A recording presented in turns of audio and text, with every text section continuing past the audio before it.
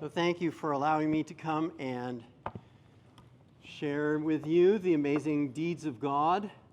I always enjoy coming back to Joshua because this is a chance for me to establish long-term life relationships. I was just talking with Dallas a moment ago that over the past 2 decades, I've had the good fortune to develop many friendships of people through Joshua that continue to this day. In fact, just a couple weeks ago, I got an email from a former Joshua student who had some questions, and we got on a Zoom call and had a great talk together. And throughout the year, students from previous years contact me. I've had some students who've actually moved. I've had some students actually move back to Ohio and study with me at The Ohio State University. In fact, one student from Joshua, you talk about somebody changing their life. One student from Joshua, her name was Natalie. She lived here in California, down in Fresno, and after Joshua, she came back to The Ohio State University where I taught. She majored in Hebrew. I taught her Hebrew. She then went to Israel after learning both modern Hebrew and biblical Hebrew, and she lived in Israel. Did you know that, Dallas? Yeah. So Joshua can change your life, and it changes my life, and I'm so grateful to be able to make contact with you, establish relationships, and long-term. That's what and I think I was just sharing this with Dallas as well. That's one thing about Joshua that is unparalleled with anything else in my life, and that is being able to personally relate. It's not just that I'm the speaker, I come in and deliver my goods and move on. No, I'm here for you. As I look up, I see that library that you've got upstairs. Has Dallas told you about that library? You talked about it at all? Do you use it? Did you tell them anything about the library? So that library represents books that people donated about 23, 24 years ago when Joshua was founded in 2000. People donated all of those books specifically for you. And I know what those books are. There are some very valuable books up there because my wife and I cataloged all those books. We organized those for you. So I'm going to go up there and I'm going to check, and I'm going to make sure you put those books back. Well, I'm like your worst nightmare librarian. No, I'm kidding. But I and my wife put that library together for you. And keep in mind that every time somebody writes a book like that, they're distilling in written form the most important thoughts in their lives. And every one of those books up there represents the most important thing that somebody wanted to communicate to you. The only difference is a lot of them are dead.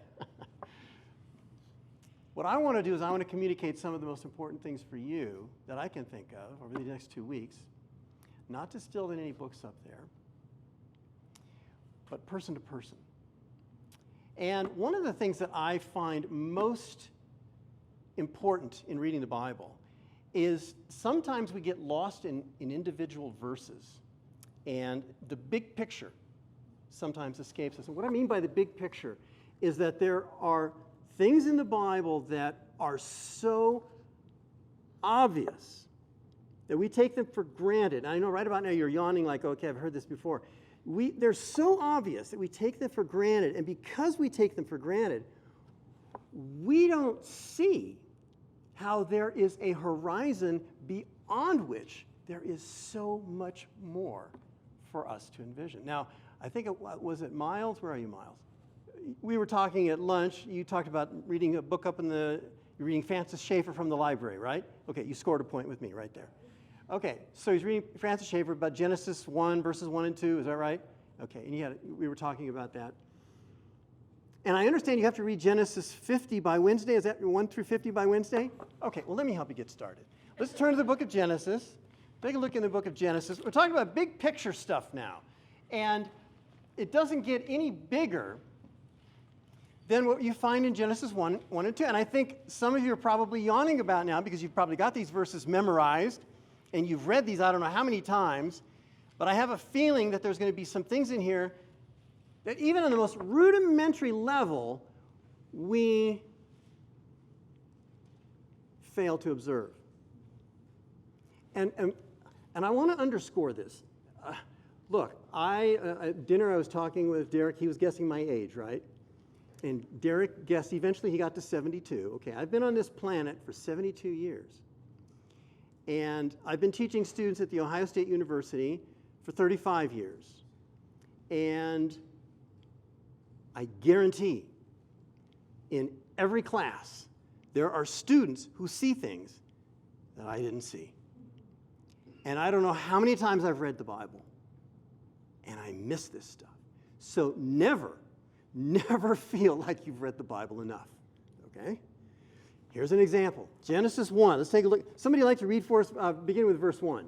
You got it? What's your name? And by the way, if you don't mind me asking your names so that I may do this a couple times, but eventually it'll click. Faith. In the beginning, God created the heavens and the earth. The earth was without form and void, and the darkness was over the face of the deep. And the Spirit of God was hovering over the face of the waters. Okay, now let's just stop there for just a second. I can guarantee that none of you are responding to those verses as an ancient Israelite would respond to those verses. Because every ancient Israelite that read those verses would have a chill of horror run up their spine. How many of you had a chill of horror run up your spine? You did? Why? What's that? Okay. Anybody else? Very few of you had a chill of horror run up your spine as you read those first two verses. Anybody else? Anybody else? No, I guarantee you. And I don't either. You know why? Because we're separated 3,000 years ago from a different culture. They didn't have cell phones, okay? They didn't have the internet. They didn't have automobiles. Their world was a different world.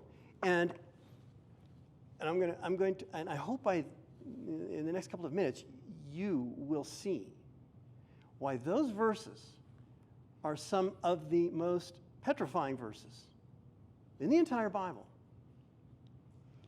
In the beginning, God created the heavens and the earth, as Faith read. The earth was formless and void. Darkness was over the surface of the deep. The Spirit of God was moving over the face of the waters. And God said, let there be light. There's light. You know how this goes. God saw the light was good. And God saw, he separated the light from the darkness. And he called the light day. And the darkness he called night, evening. And became evening, and then it became morning, and one day. And God said, let there be an expanse in the midst of the waters. And God said in verse 7, God made the expanse. He separated the waters below and the waters below and above. In verse 8, God called the expanse heaven, evening and morning. And in verse 9, God said, let the waters below the heavens be gathered in one place. Let the dry land appear. And God called the dry land earth. You just go on. You know this chapter.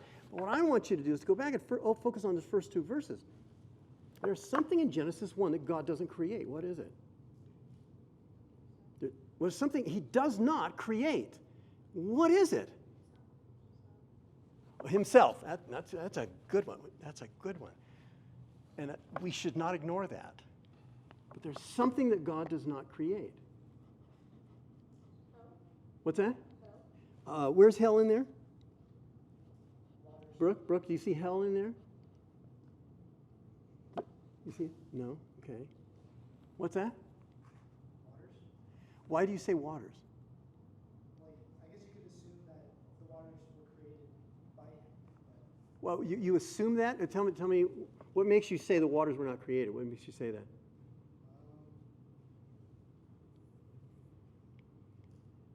just says, in the beginning, God created the heavens and earth. Earth was without form and void, and darkness was over the face of the deep.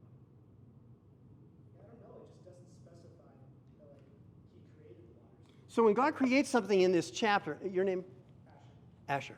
So in this chapter, when God creates something, how does the text tell us he creates it? He says, Let it be, and then what does he do to it? He says it's good.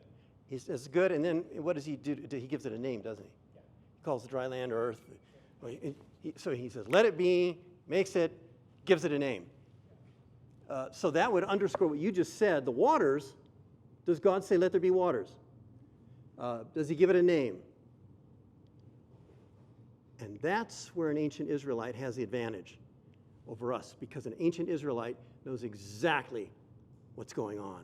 This is the one aspect of creation that God does not create.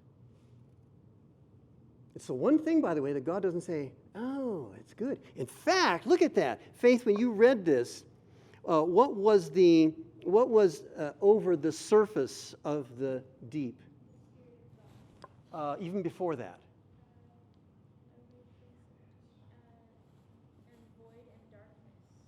Darkness was over the face of the deep. Okay, how many of you as kids were afraid of the dark? You know, please leave the light on. Yeah, maybe even still here. So, a little light on the subject. Darkness was on the face of the deep. And that's when God said, let there be light. Light, darkness, and the deep are already there. God does not say, let there be a deep. Let there be darkness. He doesn't say that. It's already there. And that's what's frightening. And I want you to begin to lay the foundation here for something that's very frightening. And I hope you catch this image. If you travel through Israel today, actually the culture is beginning to change. But I don't think you're going to Israel, but if you were to travel in Israel, especially if you travel in the Palestinian section, not the Jewish section, but in the Palestinian sections of West Bank, Gaza Strip, even in areas of Jordan and up and down in Lebanon, if you travel in those areas, older structures, houses and so on, would have around the windows and the doors a painted strip of green or blue around the windows, around all the doors. You don't do this much anymore. As I said, the culture is beginning to change with the urban settlements and architecture and so on. But the older buildings all had, no matter what the color of the building was, around the windows and doors, a blue or a green swatch. And you would ask the owner of the house, why do you have that? Every house has this blue or green around it. What's there for? And they'll say, it's to keep evil out of the house. And you ask further, exactly what kind of evil? And they don't know. Why blue? Why green? They don't know. But we track it back far enough, and you know what it is? It's the blue and green is associated with, you want to take a guess what color that's associated with? What natural? What's that? Red. What natural? It's the water, the green, the green and blue of the sea. It's the evil that is associated with the sea. Now, this is something you and I can't relate to. I grew up in Southern California. I go to Huntington Beach almost every weekend. Surf is up, right? Any surfers here? Yes. Okay, surf is up. I love the sea. In fact, I want to be buried at sea. Yes, I'd rather be surfing. And where do I end up living? Middle of America. There's no surf on the Mississippi River, okay? So the sea for us is a place of delight, deep sea fishing, snorkeling, all that stuff. Please keep in mind, if you are an ancient Israelite, the sea is the place where you go to drown. How many Israelites do you know associated with the sea? Well, you could probably think of one real quick. Who'd you say, Jonah? And what happened to him? Bad experience with the sea, right? And how many other Israelites are associated with the sea? There's a story of a fleet that one of the kings, Jehoshaphat, sent down. It all got wrecked on the rocks. Israelites don't go to the ocean. They avoid it like the plague. And that's why around Palestinian houses, this little blue and green is there to keep the evil of the sea away. You see, the sea is salty. If I take my watering can and I go and pull my water out of the sea and I go water my roses, what happens to the roses? Why? Salt water, right? It's death. You drink salt water, what happens to you? You die, okay? And an ancient Israelite, they watch the storm come and it's clawing away. Even here, like I guess there's some Hollywood homes, or not Hollywood, but on the coast, the sea comes and it claws away at the cliffs and the houses collapse, right?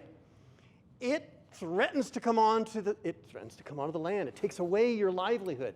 It brings death. In the mythology of the Middle East, where Israel was, you probably know one of the main gods of the gods opposed to God in the Bible, Baal. Okay, remember Baal? Very good. He's a rain god. Okay. By the way, was the God of Israel a rain god?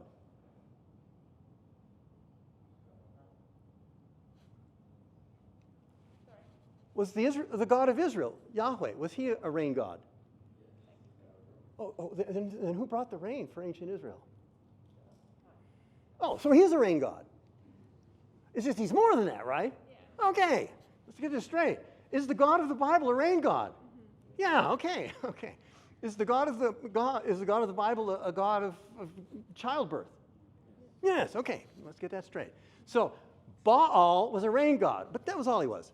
Now Baal had an opponent, because the Canaanites worshipped him as a good God who brought rain. This Baal had an opponent, his enemy. And his enemy, do I have a whiteboard? I didn't think to ask, I'm sorry. His name was Yam.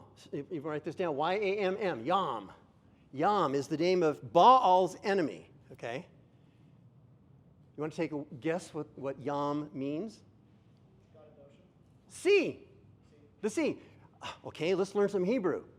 The word in Hebrew for sea is, I keep looking at you. What's your name? Haley. So Haley, that's the disadvantage of sitting in this one spot. The word in Hebrew, repeat after me, for sea. If you're in Israel today and you're in Jerusalem, you say, I want to go swimming in the sea. You say, I want to go swimming in the Yam. Say it. Yam. So if you do happen to go to Israel, go swimming in the Yam. What did I say was the main opponent of Baal? Yam. The sea. And this Baal, because he's a rain god, he has to overcome the sea, because Baal brings fresh water. You could drink it and live. Yam is what kind of water? Brings death. Okay? And so here's and by the way, the mythology of Baal and Yam is that when he overcomes Yam, you know how Baal defeats Yam? He drinks him. He drinks it. That's how he gets rid of the enemy sea. By the way, these gods are big. The gods are big, okay? I'm showing you these, I'm telling you these because this is the world in which Israel lived. First of all, the sea, by definition, brings death. They don't have underwater submarines so they could check and see what kind of things are going on in the water. They don't have television specials about all the wonderful creatures in the bottom of the sea. No. You're an Israelite, and you go down and you get your feet wet, and you go out a little bit further. Pretty soon, you can't see your feet anymore. Pretty soon, it's dark. It's dark down there. You don't know. And then something swims by your feet. What was that? And sometimes things get washed up on the beach. You've never seen that thing before. It's like, what is that? You don't know what's in the sea. It is a place of death. It's a place of mystery, a place of darkness. It's the enemy of the Canaanite God because he brings death and darkness. So when you're an ancient Israelite, when you read in Genesis 1, in the beginning God created the heavens and the earth. Now darkness was on the face of the deep. Where did the deep come from? The Bible doesn't answer that question. There's no question that God is in charge, but it's already there. And the sea, you're in here eating your lunch or your breakfast, and you got a cup and you spill it. What does the water do? Has no form. It's chaos. It's undefined. You have to contain it. Otherwise, it gets into your clothes. It gets into kills your books. It's water by definition is the essence of chaos. Okay, doesn't have a form. So the ancient Israelites, on every level, when they read in Genesis 1 that there is this deep darkness, they are aware that death is already present.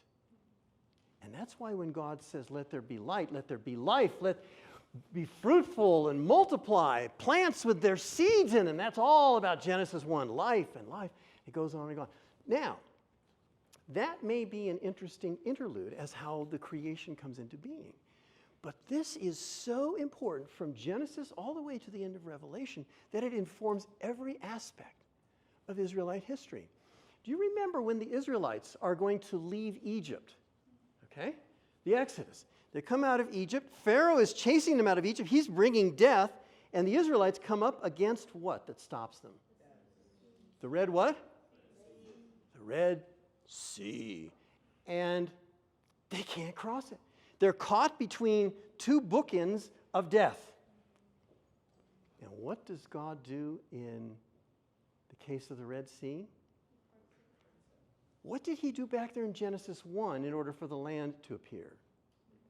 He split the sea, and the dry land appeared. And God says, Moses, I'm going to do the same thing. And by the way, in Genesis 1, what was over the face of the deep again, Faith? Darkness. And then what was hovering over it? Spirit of God. Here's another good Hebrew word for you to learn. Spirit is the same as the word for wind. Say ruach. Like you're spitting. Ruach. Ruach. Say it again. Ruach. Again. I want to hear it again. Ruach. Okay. Wind or spirit. Okay. R-U-A-C-H. Do me a favor and turn to Exodus chapter 14. I'm going to quiz you tomorrow night, so make sure you remember. Somebody else, could you please read in Exodus chapter 14, beginning with verse 21? Or actually start with verse, no. Go back to verse 16, please. Would somebody read in Exodus chapter 14, beginning with verse 16? Lift up your staff and stretch out your hand over the sea and divide it, that the people of Israel may go through the sea on dry ground. Okay, so this is God telling Moses, lift up your staff to divide the sea. If you go down, if you could please read, go down to verse 21. What happens? Then Moses stretched out his hand over the sea. The Lord drove the sea back by a strong east wind all night. Wait. He drove back the sea by a what? Strong east wind. Strong east what? Wind. What? Wind. I'm looking for the Hebrew word for wind. Ruach. Ruach. There you go. Is that an accident that in Genesis 1, the deep has the ruach of God, and it splits it and the dry land appears. And then in Exodus, when the Israelites are about to die, and the Red Sea is stopping them. What'd you say to that? Could you repeat that again? Ruach. Asher, the ruach splits the wind, splits the sea, and the dry land appears. Do you see why an Israelite doesn't like the sea? Wherever they turn, it's blocking them, and it's going to bring death. And God brings his what? His ruach, his wind. And it splits the death-dealing sea and gives life. By the way, when the Israelites go into the land of Canaan, what's blocking their entrance into the land of Canaan? Remember Joshua wants to come in? Joshua and the Israelites? The Jordan River? Okay. Same thing happens. Do me a favor. We have more than one account of the creation of the sea, okay? Turn to the book of Job. We actually have a little bit more detail in the book of Job than appears in Genesis chapter 1. Take a look in Job chapter 36. Job 36. Job chapter 36. 38. My mistake. Job 38. And what we have here in the book of Job, in this particular chapter, we have a case where Job has been asking God all kinds of questions, and there's a convention in ancient Israel that if somebody asks you a question, and you ask a question, the person who asks the second question actually has priority in having their questions answered. Let me keep this simple. If I say, what's your name? And you say, what's your name? Okay. And I say, I asked first. Who goes first? Yeah, this is a convention we have in our culture. It's a strange convention. Not all cultures do this. In fact, we can only track this for about the past 1,000 years, where somebody would say, where are you going? Where are you going? I asked first. And that just trumps it. I asked first, okay, I will answer your question. That's the way it is in our culture. In the ancient world, it was always the second person who asked the question. And you can even see this in the New Testament. There was a time where Jesus was asked by the Pharisees. They were trying to trick him, and they said, is it Caesar's coin? Where he says, they brought the coin to Jesus, and it said, should we pay taxes to Caesar or not? And Jesus says, give me a coin. They give him the coin. And Jesus asked the question. He says, whose picture is on here? Now, they could have said, well, we asked first. That's what we would have done. And Jesus would have been, oh, gosh, I got to answer their question. Should we pay taxes to Caesar or not? Jesus asked his question, whose picture is on there? The Pharisees have to answer. And so Jesus, and the Pharisees said, well, no, that's not the one. That's not the story. That's the wrong story. The story is one where they asked Jesus, what is that? Where it's John, the authority of John the Baptist. Does that ring a bell? Jesus. They're asking John the Baptist? No, they're asking. Where did John the Baptist baptize? Yeah, by what authority is John the Baptist baptized, right? And I'm sorry. Anyway, there's a case in the New Testament where the person who asked second, and I apologize, I'll find the reference and get it to you tomorrow. The person who asks second always has priority. So here's Job asking all of these questions. God, why is this happening to me? This isn't fair. And so God says, beginning in Job chapter 38, I'll ask you a few questions. And one of the questions he asks is, were you there at creation? Take a look in Job chapter 38, beginning with verse 1. The Lord answered Job out of the whirlwind and said, who is this that darkens counsel by words without knowledge? Now gird up your loins like a man. I'll ask you, and you instruct me. Okay, so I'm going to ask you questions. If you can answer my questions, then I'll answer yours. Verse 4, where were you when I laid the foundations of the earth? Tell me if you have understanding. Who set its measurements, since you know? By the way, notice the sarcasm of God there. Have you ever noticed that? I've never seen that in a theology book, the sarcasm of God. Nobody's ever talked about that, but that's sarcasm, right? Listen to that. I'll read it again. Where were you, Job, when I laid the foundations of the earth? Tell me if you have understanding. Who set its measurements, since you know? Is that sarcasm? Yeah, it sure is. Or who stretched the line on it? Or on what were its bases sunk? Or who laid its cornerstone? Where were the morning stars? When the morning stars sang together and all the sons of God shouted for joy. So the context is clearly creation. And the very next couple of verses tell us about the origin of the sea. Listen to it. Verse 8, God asks Job, or who enclosed the sea with doors? When bursting forth, it went out from the womb. When I made a cloud, its garment, and thick darkness, its swaddling band. And I placed boundaries on it. And I set a bolt and doors. And I said, thus far you shall come, but no further. And here shall your proud waves stop. Wow, you wouldn't get that from Genesis 1. First, what is the personality of the sea that you see described here? In fact, what's the adjective modifying waves there in verse 11? Proud waves. How does God feel about pride? Okay. And notice this. God says in verse 8, who enclosed the sea with doors? When bursting forth, they went out from the womb. I got news for you. Most women would not feel comfortable in having their child described as coming out of the womb. It burst forth, coming out of the womb. Okay, that's ouch. And it's like, the surgeon or the midwife is, you got a catcher's mitt, and you're waiting for this thing to come flying out. It's bursting forth is not usually how babies come out. This one is like an explosion.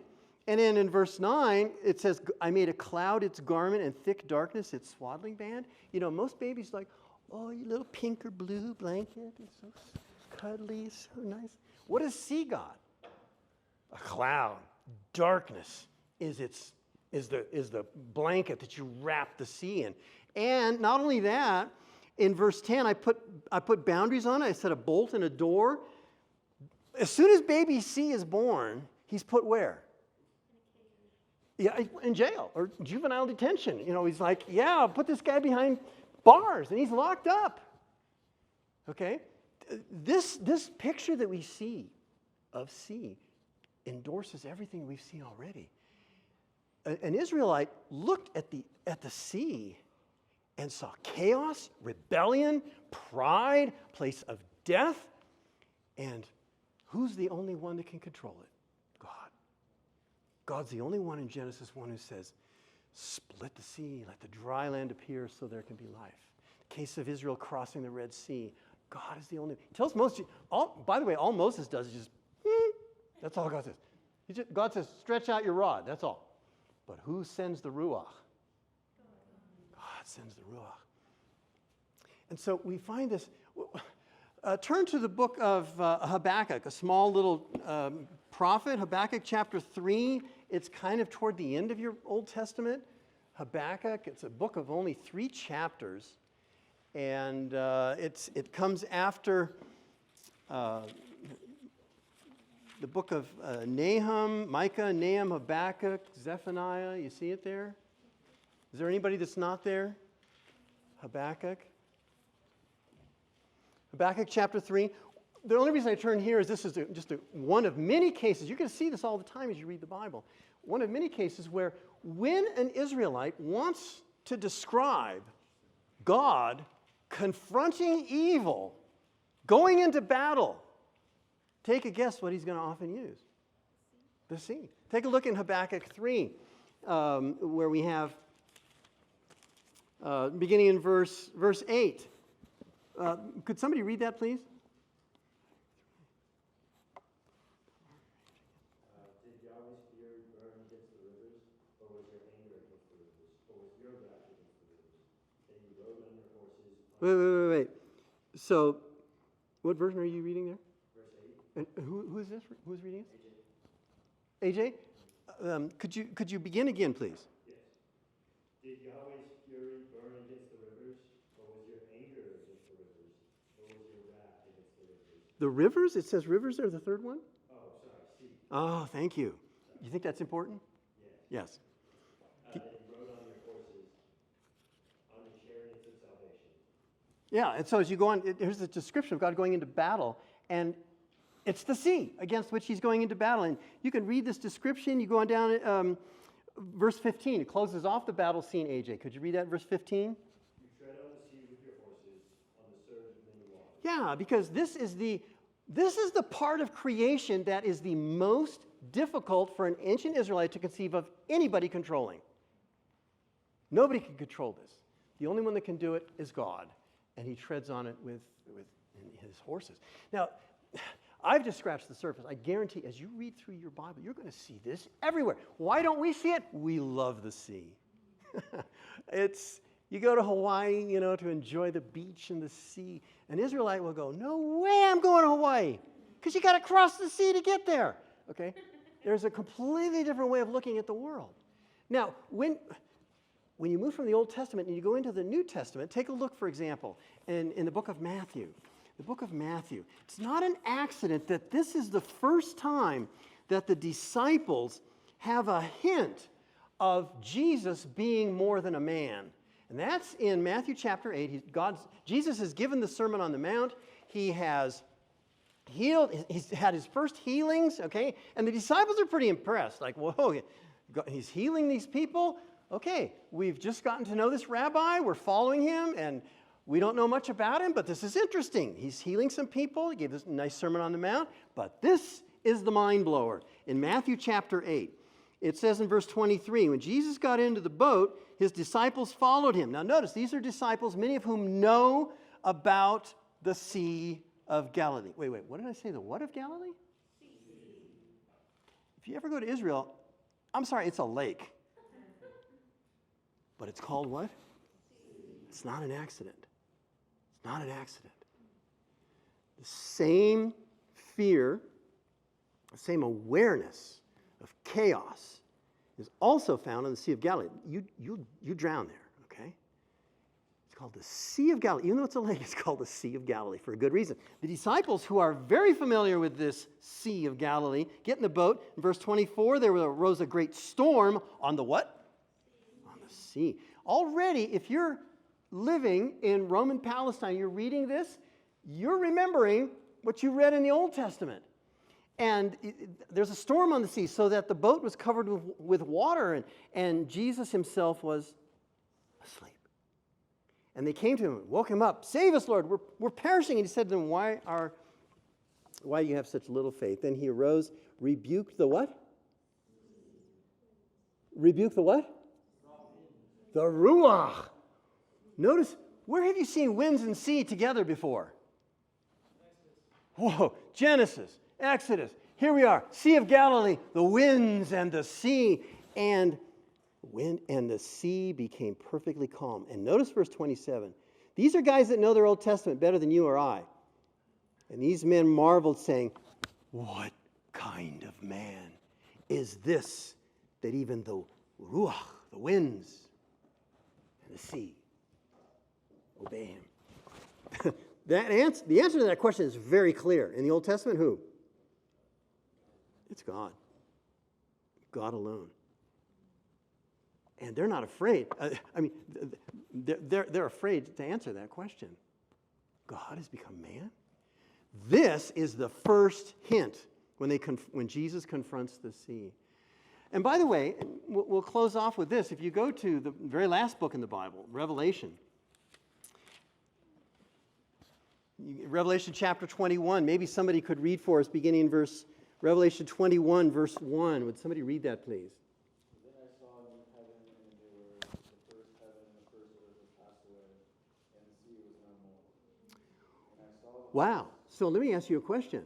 You know, if I'm a deep sea, who's reading this? Yes. So if I'm a deep sea fisherman, I love deep sea fishing, and I read that verse, I go, well, that sounds like hell. I can't go do any deep sea fishing up there. What's the point of this verse? What's the point of this verse? The sea represents death, so when you're dead. You can't have it. It's like the counterpart to Genesis 1. Where does evil come from? You know what the Bible doesn't say? Bible, we wrestle with it. Where does evil come from? Bible doesn't. What about Satan? Well, yeah, there's no question there, but there's something deeper. Pun. There's something deeper. But when you get to Revelation, end of story. There's no more sea.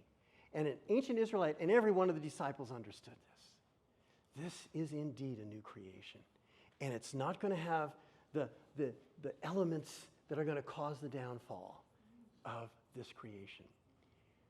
From Genesis to Revelation, maybe we could pull up this song. We got a video here that we could perhaps show, Dallas. I'd like to close off with this.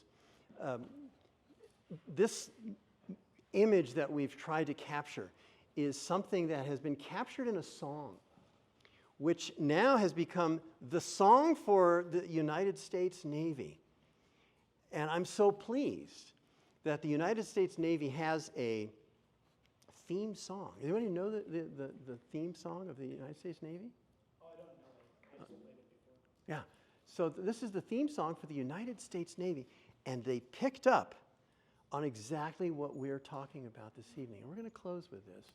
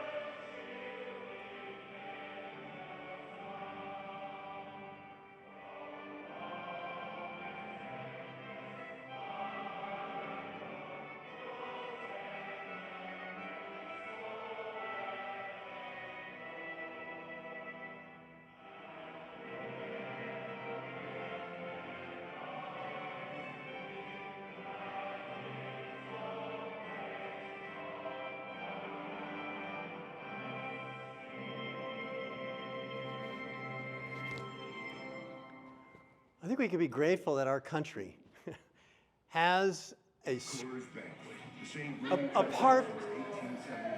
apart from the Coors, we can be grateful that we have a country who still sings a song that affirms the scriptural truths that we often miss. And a truly inspired hymn writer captured those words that are so biblically tuned. That there is a bigger world out there, and I hope that tonight we've introduced that in a little bit of a fashion.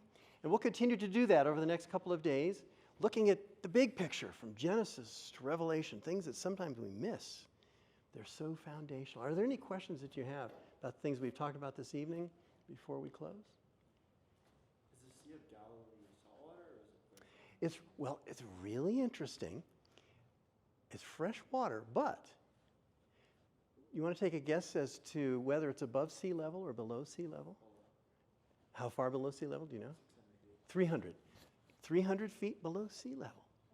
If you were to cut a channel, and actually, a little side note, there has been a proposal. You know, you've got the, what's this? Can you read my map? This Sea of Galilee, yeah, this is the coast of Israel. Sea of Galilee, the Jordan River, the Dead Sea. Dead Sea. By the way, isn't that a good combination of words? The Dead Sea. Okay, this is ultimate salt water. You drink this, you die within a few minutes. The Dead Sea.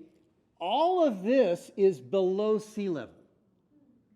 And there was actually a proposal, the Red Sea is down here. There has been a proposal on the books for a number of years to cut a channel to the Red Sea, which is seawater, but at least it supports fish. And that would then flood this entire region, and guess what you would have? You'd have fish would be able to swim in, it would still be salt water, but it would be able to support life. Maybe we could pick up there tomorrow night, now that I think about it. Yes? That has anything to do with why the sea has just not been really explored at all? Well, in ancient Israel, you know, as I said, nobody goes to the ocean. We have no stories apart from Jonah and the ship's wreck that do this in the ancient world. People avoided the sea, okay? The Greek world was a little different. They did trading. But in ancient Israel, they would have nothing to do with the sea. For us, Yeah, we have so much technology. well, we have no problem with the sea. The reason with that is it's just so large. So it's like Yeah, we're a different culture. We look at it a little differently. Yes. The Philistines were more comfortable going on the ocean, though, right? In fact, they were called what? You know, sea peoples. That's what they were called, and that's because they thrived going around the Mediterranean. That's why I say the Greek culture was, and the Philistines were Greek in origin. That's a Greek cultural thing. They survived by living on the sea. Completely different perspective. Okay? Let's close with a word of prayer then. Father, thank you so much for your words which tell us of visions beyond our imagination. We know that we are so confined in time and space that we are confined to this planet in the midst of a universe that expands so far that we can't even see the edges of it. We thank you for giving us hints of what lies beyond, hints beyond our view, and we pray that you would turn these words to our benefit so that we would remember how humble we need to stand before you as we approach your throne. In Jesus' name, amen.